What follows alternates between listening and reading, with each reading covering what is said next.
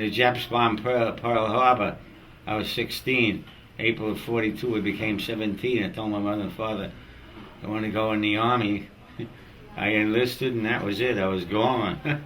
My mother didn't want me to go. My father said, let him go. They're going to draft him next year anyhow when he's 18. And that's what I did. I went in, and I was in there for 4 years over in the Pacific. What was basic training like? I can tell you a story that you wouldn't believe. Go ahead. We had a lieutenant that was from the South, right?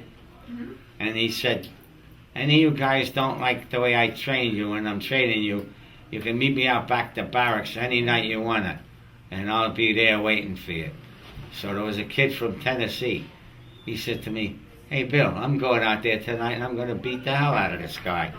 I said, oh come on, you can't do that, can you? He said, you watch. He went out there that night. He must have kicked the hell out of this lieutenant, because the guy never showed up for the next 3 weeks. When he did come, he had bruises all over his body. I couldn't believe that this kid did this to him. I laughed my head off inside. That's the way it was in the Army back then. We really had some fun back then. So when we got out to California, I said to Jim, hey Jim, how are the meals we had? He said, they weren't too bad. I said, no, they were all right. So we laughed about it, you know. And then from there on, we used to go 25 miles training every day back and forth, hiking every day. That's what we did. Every day we did a hike, 25 miles back and forth. Wow. And finally got up to us in the end. We got up one day and they said, pack all your bags. And they gave us brand new duffel bags. They started using duffel bags then. You put everything in this one duffel bag. It had your name on it, and it was all lettered with your name and your numbers and everything. And they took us that, and guess what boat was sitting down there waiting to take us down to the docks? The Delta Queen. That's what was there. That's what took us from the docks there over to the docks, down where the docks were, where the ship was there, waiting to take us across the Pacific. In the main dining room, they had poles from the ceiling to the floor. And in there, these things dropped down, and they were like a bunk that you slip on. It was made of canvas. And I tell you, if you were up on the top, and some guy got sick up on the top, and you were down at the bottom, you didn't have a chance to get away, I'll tell you that right now. No way, boy. You were done for. We were 13 feet below the water line. That's where they had us. There was a Marine at the door. They said if a torpedo hit us, just slam the door, and the guy stayed right where it was, and you couldn't get out. That's how they treated us. There were 8,000 troops went across the ocean with us, 4,000 nurses and 2,000 officers. That's how many were on the ship that took us overseas. It was quite a trip. And I used to look at that Marine up there at the door, and I'd say to him, if we get hit with a torpedo, you're going to slam that door on us? You damn right. He says, that's my business up here to do. Well, we went across the sea. We made it up. We used to zigzag all the way across. When we got over there, we landed at the furthest end down in the Philippines. We landed at the farthest end down. And that's where we started. We started working our way up that way. And we kept going and going. And that's one day we came to Buda, which the 6th Army is the green patch and the red A on the half of my hat. And that's where we were there, and we were fighting there, and we had a fight there to save the guys that were in our outfit, because we always got killed, completely wiped out, because they gave the captain, it was Captain Eichelberger, they gave him the wrong information, and they were waiting for us. We started coming out of the LSDs, and he just blasted the hell out of us. There wasn't another person around that could help you anywhere to get off that boat. And we made it, so I made it. I had a couple of wounds on my legs, but not that bad. And so we ate our way ashore. We killed the rest of the guys that was there. And then we worked our way across the island and started coming up from down there in Buda. and we worked our way up towards Luzon and the rest of the Philippines. Did you have any injuries? Yeah. When we landed in Luna, up in the Philippines, when I went ashore, I started going ashore, and the Japs were fired at us. I killed us 4 of them, and I dove in at them, and as I did that, the gun was red hot, and it swung around, and it fell on my legs.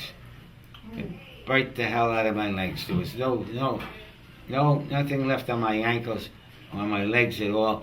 It was just burnt to pieces. It wasn't painful. It really wasn't. I had no feeling there. There was no feeling in my legs at all. When I came back from the Army, I went back to the VA. They said there's not much they can do for me, but they'll help me walk, and they gave me a wheelchair to get around in, and I was doing pretty good. So when I came over here, I thought, oh, this is going to be good. So I could go into therapy here, and they didn't do much therapy, and the next thing I knew, here I was in a wheelchair, couldn't get around that much, so there was nothing really I could do. It was nice to see America, you know. When we came in, you could see the land, the flags were flying on the shore, wishing us a happy return home, and there were a lot of people there, and a lot of people would say that, wishing us back, you know, happy this, you know, coming back, and it was really amazing. So did you feel that people were generally pretty appreciative of what you did for them? Oh, well, we did? Oh, sure. The American people, they couldn't do better for us than you thought they could. They flew flags for us. They took us and they loaded us on trains to take us over to the Vancouver barracks and all that stuff. You couldn't ask for a nicer bunch of people over there to take care of you. And we really enjoyed it. Everybody on the troop train had a ball. And we really enjoyed ourselves. And from there, we went from there over to Canada, and we stayed over there for a little while, and then we started back across America. And that was a trip that I always thought about all my life, that coming back across there and just see all the people out waiting when the train pulled in, and they all yelling, hooray, we're glad you're back, nice fighters, good fighters and all that, and we're glad you made it back safe. And that was the whole thing in a nutshell. It was better to see than anything else I ever saw in my life, I'll tell you that right now. We were living in Valley Stream. I used to get up at 5 o'clock in the morning, it'd be 4 o'clock in the morning, and I'd get dressed, I'd go downstairs and eat my breakfast, and then I'd kiss my wife goodbye, and I'd go out and get in the car and go down, pick up the train in Valley Stream at the station, and go all the way down to Flatbush Avenue in Brooklyn. I'd go down on the subway to Bush Terminal, and that's where my outfit was. It was the American Bosch Armor Corporation. I worked there all day long, 10 and a half hours, got back on the train, came back to the station, and came back home, got back to Valley Stream almost 12 o'clock at night, and my wife would have the kids up, she'd be feeding them their bottles. They were only 2 or 3 years old then. And they'd look up at me and start smiling and laughing, and I'd give him the one his bottle and keep pulling it on and off, and he'd take it, suck it in, and then the other one would look for his, you know, and he'd cry for it, and I'd give it to him. And that's what I really enjoyed when I got home from the Army, to see that, and I really enjoyed taking care of my kids like that. They really had a ball with me when they were growing up. We lived there in Valley Stream. The house we lived in, I bought as a GI, and I needed $300 to close a deal with them. And they said they were giving me that money, and they would give back that money when they closed on the house.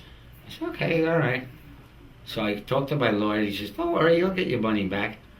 So we went ahead, and they built houses like Levitt. I saw a hell of a lot of tough days and stuff going on. And it wasn't that great, I'll tell you that.